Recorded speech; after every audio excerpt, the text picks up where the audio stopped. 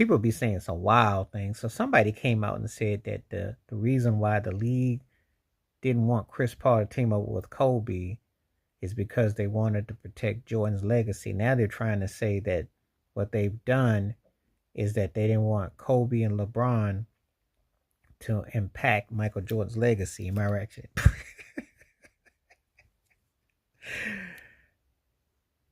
Let me break it down for you because I know Kobe doesn't usually get put into it because it's all about now the agenda is about pushing LeBron and Jordan narrative. Well, let me put this in perspective. Nobody can impede or impact your legacy if you're using rings. First of all, Bill Russell got more rings than uh, Jordan and LeBron put together, and the same amount as Jordan and Kobe put together.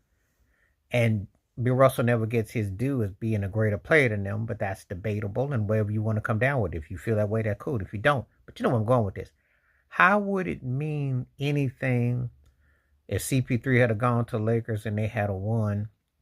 David Stern flexed. Adam Silver flexed. I'm going to say this again.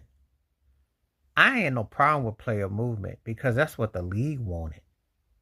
See, LeBron definitely wanted to win. He did quit on Cleveland, and Dan Gilbert embarrassed him and basically made him feel like a field hand. And Massa wasn't happy with how he exited against Boston because basically Paul Pierce said he tapped out. And he went to Dwayne Wade, who knew how to win. He went to Pat Riley because he wanted to see what it was like. That's a fact. That's why Mickey Alliston, the owner of the Heat, mocked him at the recent Hall of Fame, saying, not one, not two. Okay, we stop at two. That's the running on a joke, but it was a truth. But the league wanted this. They feel like they made you. Let me jump into this if I can. It ain't just about one person think they made you. It's the people who run the league who think they made you.